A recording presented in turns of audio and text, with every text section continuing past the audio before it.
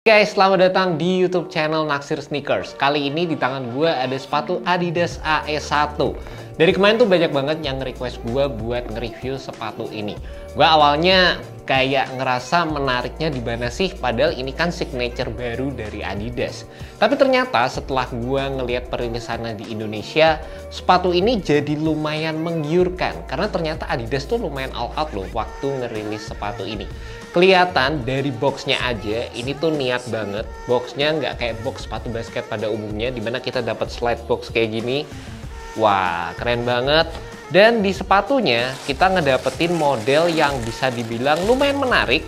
Karena sepatu ini tuh lumayan ngingetin gue sama sepatu Adidas Yeezy Basketball. Buat kalian yang nggak tahu, Adidas Yeezy Basketball itu jadi salah satu premium produknya dari Adidas yang harganya itu juga nggak kaleng-kaleng. Salah satu elemen yang bikin gue keinget sama sepatu tersebut ada di area depannya, dimana di sini ada bagian yang reflektif dan kayak pointy shape-nya itu lumayan ngingetin gue sama sepatu Adidas Yeezy. Gue nggak tahu ini boleh dipakai di NBA atau nggak. Harusnya sih boleh dan pasti udah dipakai sama Anthony Edwards. Tapi kemarin tuh sempet kejadian sepatu basketnya Yeezy itu nggak boleh dipakai karena di bagian belakangnya itu ada reflektif yang implementasinya lumayan besar kayak gini. Gue juga bingung kenapa nggak boleh, padahal kan kayak asik gitu ya kalau di lapangan NBA. Mungkin jadi nggak bisa difoto kali ya. Tapi yang bikin menarik juga, sepatu ini tuh dijual dengan harga 1.900.000 aja. Dan kalau dibandingin sama sepatu Adidas Harden yang kemarin gue review, sepatu tersebut tuh dijual dengan harga 2.600.000. Terpaut 700 ribuan, tapi kalau dari sisi packagingnya aja, kita tuh udah bisa ngelihat Adidas AE1 ini punya detail packaging yang lebih asik dibandingkan dengan Adidas Harden Volume 8 yang kemarin gue review. Kok bisa ya Adidas tuh bikin konsep yang unik kayak gini? Padahal AE1 ini merupakan signature atlet yang baru, produknya juga baru aja di launching. Emang sih doi itu mainnya lagi keren banget di lapangan, dan mungkin Adidas jadi kayak pengen ngegas aja gitu secara marketing supaya orang lirik produk ini. Dan sebenarnya nggak sampai di situ aja. Yang bikin gue tertarik sama sepatu ini, waktu pertama kali gue pegang, ternyata sepatu ini menggunakan teknologi full length boost, yang lagi-lagi ini merupakan teknologi yang sama yang ada di sepatu Adidas Harden Volume 8 yang dijual dengan harga 2,6 juta. Wow, beda 700.000, teknologi cushionnya sama.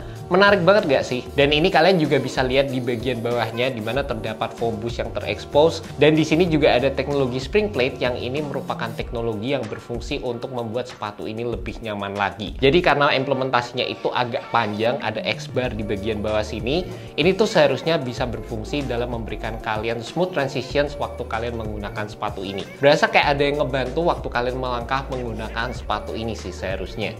Dan secara first impressions waktu gue cobain, implementasi dari boostnya juga berasa cukup nyaman. Dan sekali lagi ya guys, gue ngerasa boost itu masih jadi salah satu teknologi terbaik dari Adidas yang digunakan di sepatu basketnya. Meskipun di beberapa tahun ke belakang mereka sempat ganti pakai teknologi bounce, ada teknologi like strike juga yang ditawarkan. Cuma buat gue sendiri, gue masih prefer teknologi boost, padahal teknologi ini udah bisa dibilang kayak 8 tahun lalu, 9 tahun lalu udah panjang banget, tapi sampai sekarang masih jadi teknologi yang nyaman banget dan berasa emang paling enak aja guys. Dari sisi implementasi materialnya juga sepatu ini terbilang cukup unik, dimana di bagian samping di sini ada implementasi dari TPU piece yang awalnya seperti gue bilang di sepatu Harden Volume 8 dengan desain yang agak serupa. Gue kira di bagian atasnya ini bakal jadi agak kaku sewaktu gue pakai sepatu ini. Karena emang implementasinya kayak ke cover gini kan. Jadi waktu ditekuk di area tengahnya itu berasa kayak kaku gitu guys. Tapi untuk sepatu ini ternyata waktu gue pakai berasa nggak sekaku apa yang gue temukan di sepatu Adidas Harden Volume 8. Di bagian samping mungkin ini juga dikarenakan dengan adanya elemen desain yang bolong-bolong kayak gini. Dan menurut gue sih ini akan sedikit membantu dari sisi kelenturan material upper yang ada di sepatu ini. Cuma gue juga penasaran buat kalian yang punya, apa sih itu namanya? Ini mas yang apa? Yang nggak suka sama hal-hal yang banyak bolong-bolong tuh loh. Aduh, ada. Ada kan namanya kan? Fobia tertentu itu. Ini sepatunya kayak kalau orang nggak suka bolong-bolong tuh lumayan ini ya, karena banyak banget bolong-bolong ditawarkan. Tapi ya balik lagi lah ya, ini lumayan ngasih sentuhan unik di sepatu ini.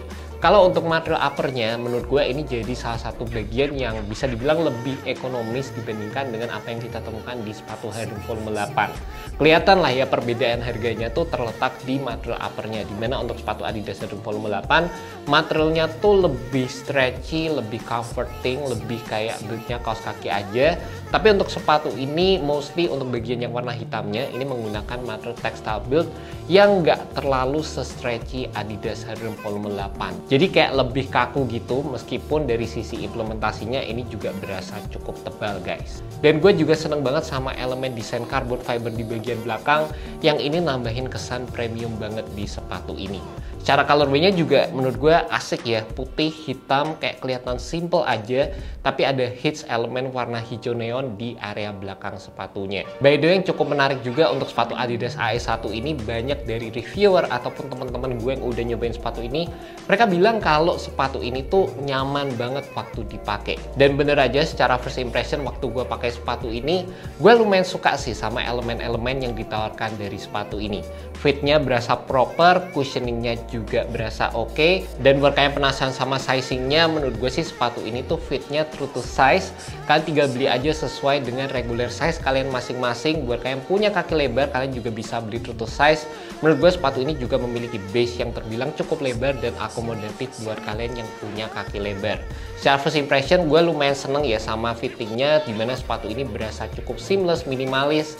Dan seperti yang gue bilang tadi, untuk area depannya nggak berasa sekaku apa yang gue temukan di sepatu Adidas Harden volume 8, meskipun ada sensasi kakunya dikit juga guys. And last but not least, untuk bagian tractionnya, sepatu ini juga kelihatan agresif banget dengan implementasi full herringbone translucent rubber outsole, dimana gue ngerasa kalau ngelihat dari sisi patternnya aja, rasanya Adidas tuh bermain aman dengan menggunakan pola pattern seperti ini, karena ini merupakan salah satu pattern traction yang bisa dibilang tuh ya udah pasti bisa bekerja dengan baik. Tinggal masalah dari sisi rubber crampon yang digunakan aja. Mudah-mudahan sih sepatu ini bisa perform secara optimal di lapangan, karena sekali lagi secara first impression ini bagus banget.